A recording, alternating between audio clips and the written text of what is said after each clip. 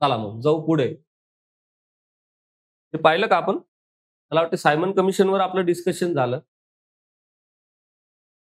कुठे होतो आपण मागच्या लेक्चरमध्ये? कोणाला आठवते का? जिनांचे मुद्दे वगैरे नाही झाले ना?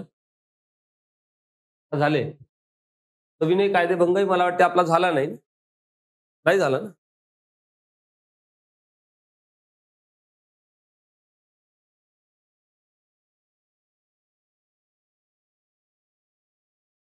हो. सायमन कमिशन आत्ताच आपण पाहिलं. ठीक आहे. 1920 ला गांधीजींनी आणि लोकमान्य बाळ गंगाधर टिळकांनी ठरवलेलं होतं की आता आपण असहकार चळवळ राबवायची. बरोबर आहे. आणि ते राबवण्याचा निर्णय झाला. अचानकपणे टिळक गेले.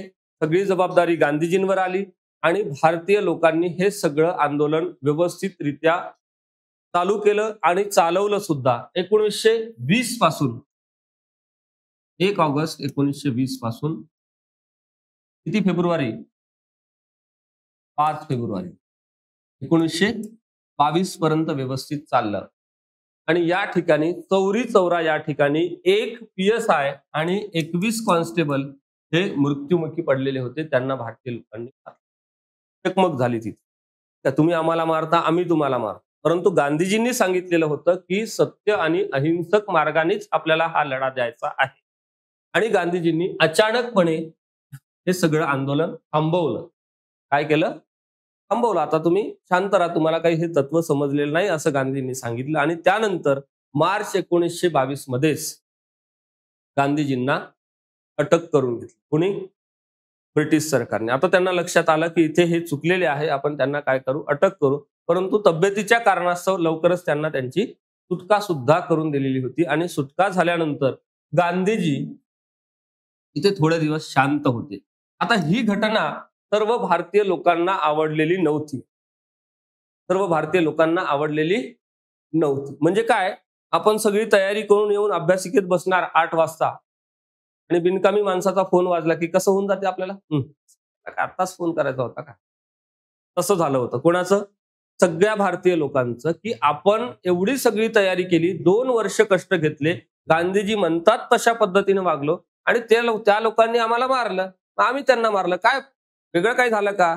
एवढ्या छोट्याशा गोष्टीसाठी गांधीजींनी एवढं मोठं भारतातलं अखिल भारतीय पातळीवरचं सर्वात मोठं आंदोलन थांबवून दिलं. का? कारण हिंसक आहे म्हणून. त्यांनी आपल्याला मारलं तर चालते, आपण त्यांना मारायचं नाही, हे गांधीजींचं तत्व होतं. केवळ त्याच तत्वासाठी एवढं मोठं जन आंदोलन थांबवलं. आणि त्यानंतर तो नाराज झालेला वर्ग होता, ज्यामध्ये मोतीलाल नेहरू आणि चित्तरंजन दास होते. मग त्यांनी काँग्रेस पक्षांतर्गत काँग्रेस खिलाफत स्वराज्य पार्टी नावाचा नवीन पक्ष काढला. कुठला पक्ष? काँग्रेस खिलाफत स्वराज्य पार्टी.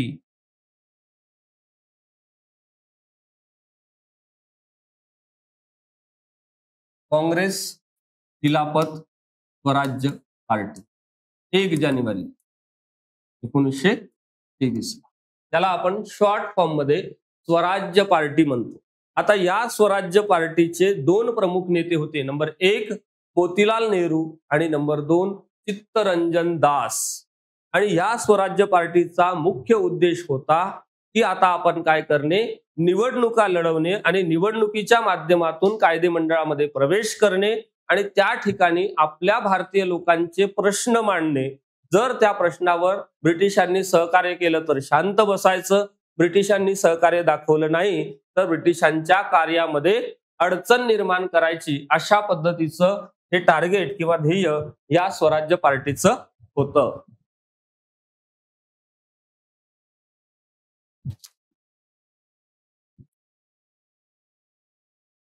आता ही स्वराज्य पार्टी साधारण 2-2.5 वर्ष कार्यरत होती. आलं लक्षात?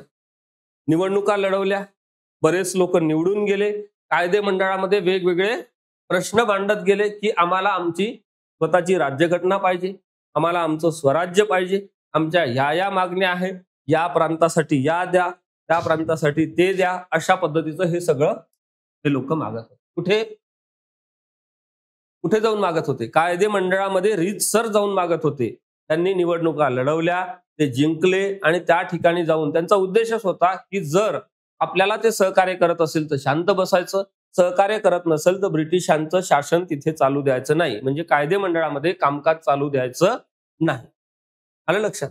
मग पुढच्या कालखंडामध्ये त्यांनी काहीतरी आपल्याला द्यायचं ठरवलेलं होतं, म्हणूनच त्यांनी सायमन कमिशन आपल्याला भारतामध्ये पाठवलं. त्याचं नाव होतं भारतीय वैधानिक आयोग. आणि जून 1925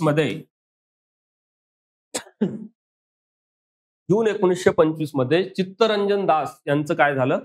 निधन झालं. आणि यांच्या निधनानंतर त्याला काही नेता उरलेला नव्हता, म्हणून ही स्वराज्य पार्टी पुन्हा एकदा काँग्रेसमध्ये काय झाली? विलीन झाली. म्हणजे हा जो छोटा गट होता पुन्हा काँग्रेसच्या माध्यमातून काम करू लागली. कधीपासून? 1925 पासून पुढे. पण हे सगळं करत असताना 1927 ला काय आलं?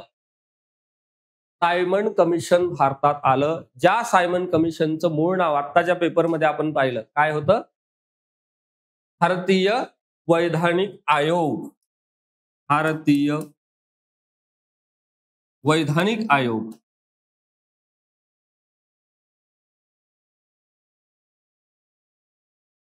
याचे अध्यक्ष सर जॉन सायमन होते. इथे किती मेंबर होते?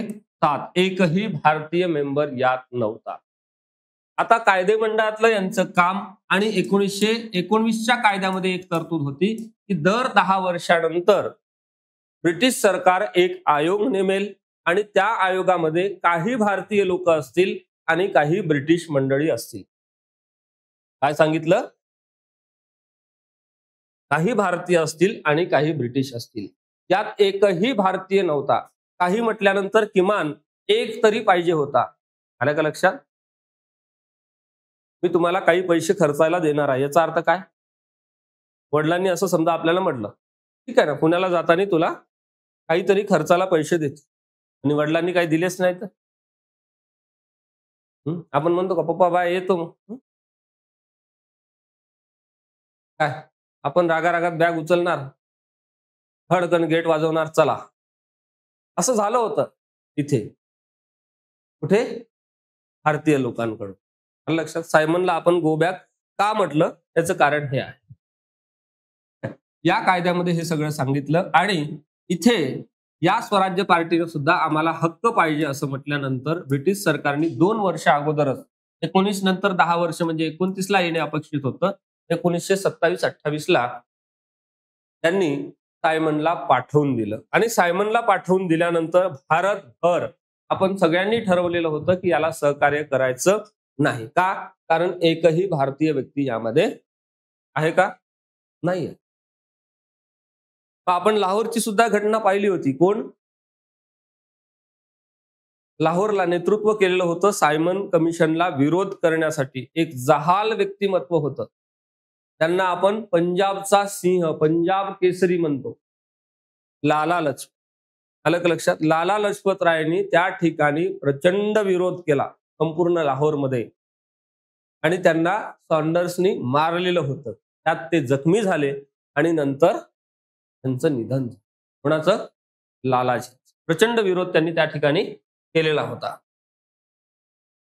आता इथून पुढे जाऊ आपण. या सायमन कमिशन मध्ये किती मेंबर होते? किती होते? 7 मेंबर होते. 7 दिसले? एक भारतीय होता का? एकही भारतीय व्यक्ती त्यात नव्हता. म्हणून संपूर्ण भारतीय लोकांनी या सायमन कमिशनला विरोध केला. आता तुम्हाला प्रश्न कुठे विचारतो की याचं मूळ नाव काय होतं? मूळ नाव होतं भारतीय वैधानिक आयोग. तुम्हाला असाच प्रश्न पुढे येतो. हा एमपीएससी ला एकदा प्रश्न येऊन गेला, भारतीय वैधानिक आयोगाचे अध्यक्ष कोण? पेपर झाल्यावर मुलांचा प्रश्न होता माझ्याकडे की सर असं तर कोणी नव्हतंच. असं कोणीही नव्हतं. आलं का लक्षात? सायमन कमिशन म्हणजेच भारतीय वैधानिक आयोग. ठीक आहे.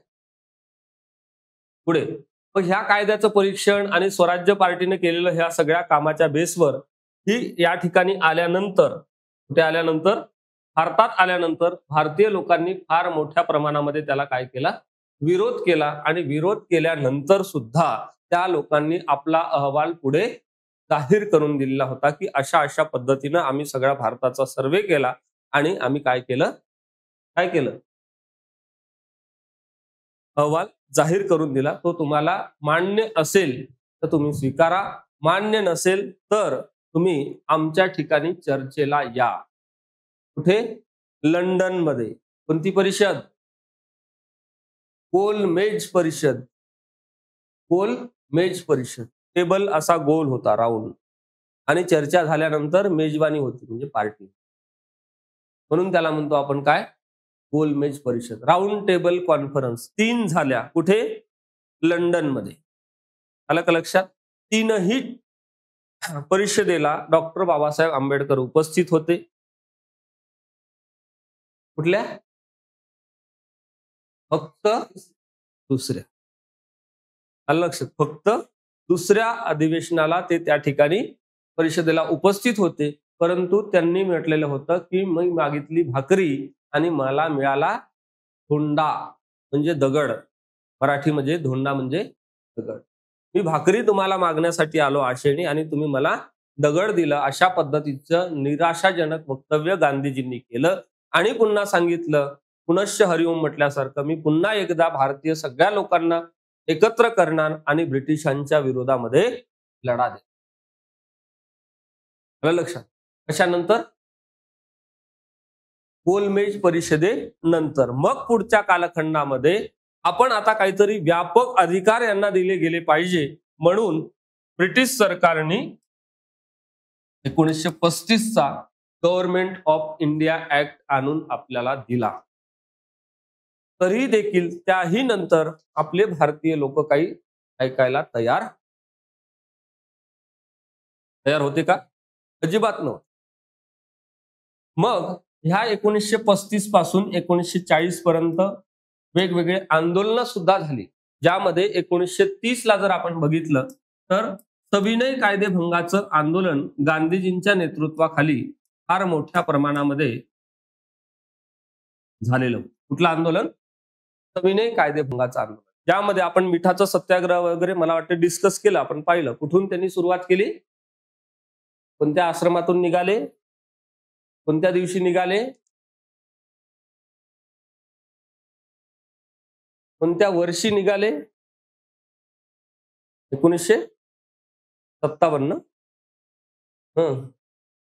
1952 मध्ये. गांधीजी कुठं होते 1952? 1930. 12 मार्च 1930 ला गांधीजी साबरमती आश्रमातून, साबरमती आश्रम गुजरातमध्ये आहे, त्या ठिकाणाहून निघाले. त्यांनी जवळपास 28,000 लोकांना संबोधित केलं. गांधीजींनी सांगितलं माझ्यासोबत कोण कोण येणार आहे. 10,000 लोक हात वर करत होते. गांधीजींनी सांगितलं रस्त्याने फटके बसू शकते, नाही नाही, हात खाली. आलं का लक्ष? गाडी घोडा काहीच नाही आहे, पाण्याची व्यवस्था सुद्धा मी करू शकत नाही, हात खाली.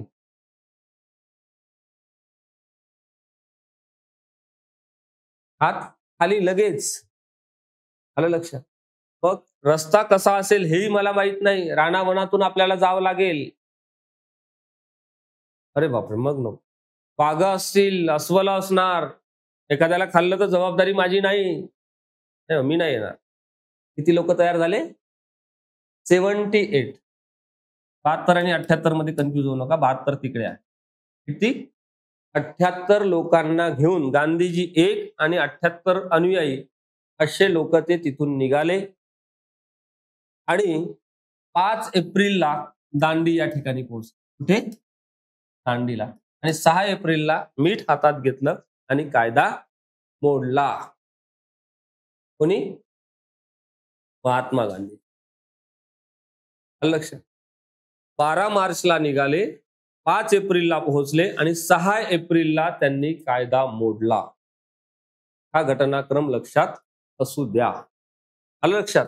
आणि गांधीजींनी त्या ठिकाणी या 78 लोकांना जरी घेऊन निघालेले असले तरी वाटेमध्ये रस्त्यात एखादं गाव लागलं की त्या ठिकाणी ते मुक्काम करायचे आणि त्या सगळ्या गावातल्या लोकांना गोळा करायचे. त्या कालखंडामध्ये काही मोबाईल नव्हता, अशी स्क्रीन पण नव्हती. आलं लक्षात?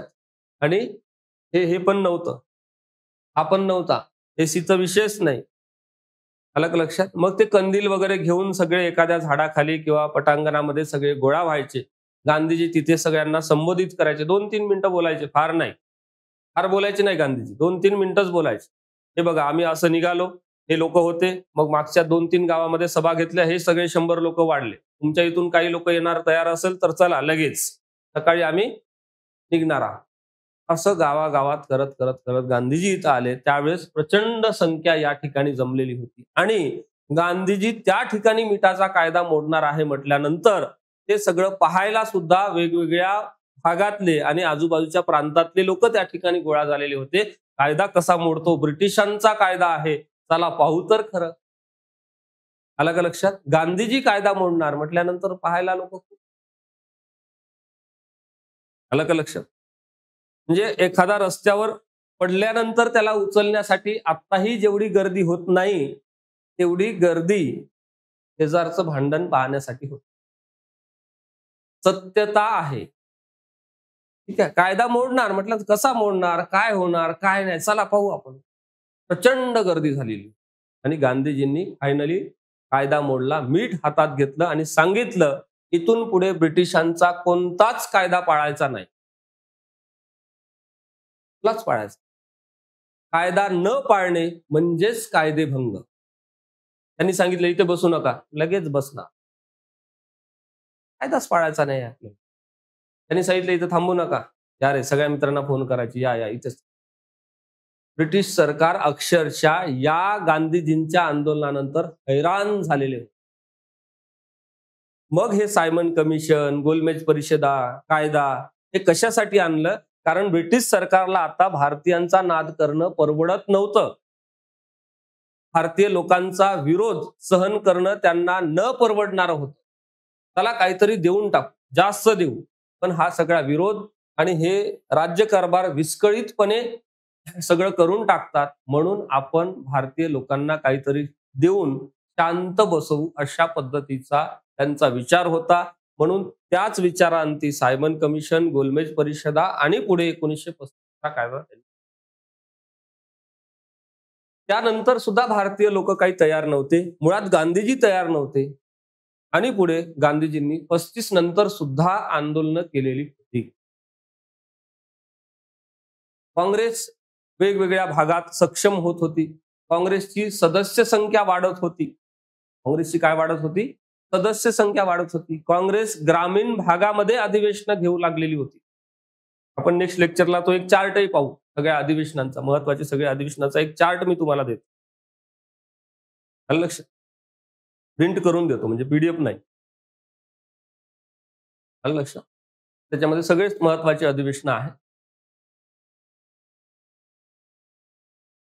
आणि काँग्रेस सगळ्याच ठिकाणी भक्कम होत होती, हे ब्रिटिशांना आवडत नव्हतं. ग्रामीण भागामध्ये काँग्रेस मजबूत करणे हे गांधीजींचं सुरुवातीपासूनच टार्गेट होतं आणि ग्रामीण भागामध्ये या कालखंडामध्ये काँग्रेस मजबूत होऊ लागलेली होती. अक्षरशः मुंबई, पुणे, मद्रास, कोलकाता ठिकाणी होणारे अधिवेशन ग्रामीण भागात होऊ लागलेली. ग्रामीण भागातलं भारतीय राष्ट्रीय काँग्रेसचं पहिलं अधिवेशन कुठे झालं? फैज. झालं की नाही? कोणामुळे झालं? गांधीजींमुळे. कोणामुळे झालं? गांधीजींमुळे. आणि गांधीजींच्या काळामध्ये भारतीय राष्ट्रीय काँग्रेसचं अध्यक्षपद महिलांना देण्यात आलं. कोणाला देण्यात आलं? महिलांना दिलं. कानपूर अधिवेशन, कानपूर अधिवेशन सरोजिनी नायडू. कोलकाता अधिवेशन ॲनी बेझंट 1917, इकडे 1930. भारतीय राष्ट्रीय काँग्रेसची पहिली महिला अध्यक्षा कोण? Annie Besant. भारतीय राष्ट्रीय काँग्रेसची पहिली भारतीय महिला अध्यक्ष कोण? सरोजिनी नायडू. आलं लक्षात? हे सगळं गांधीजींमुळे झालं. 1930चा कालखंड, 1916चा कालखंड, त्या कालखंडामध्ये भारतीय स्त्रियांना एवढ्या मोठ्या भारतीय राष्ट्रीय काँग्रेसचं अध्यक्षपद देणं ही खूप मोठी गोष्ट होती त्या कालखंडामध्ये. ती गांधीजींनी घडवून आणलेली. आलं लक्षात? मग पुढच्या सगळ्या आपण भागामध्ये 20 मार्कांची टेस्ट, हे लक्षात असू द्या सगळं. इतिहास आणि 20 मार्क करंट अफेअर्स, याच्यामध्ये जानेवारी आणि फेब्रुवारी. इथे पर्याय पाहिजे असेल तर तुम्हाला पर्याय घेऊन येतो. इथे पर्याय नसेल, काय इथे पर्याय नसेल, इथे पर्याय नसेल, इथे लागले तर घेऊन येतो. ठीक आहे. त्यानंतर उर्वरित आपला सगळा इतिहासाचा पार्ट सुद्धा आपण कंटिन्यू करू. ओके. मध्ये काही प्रश्न असेल तर सांगत चला.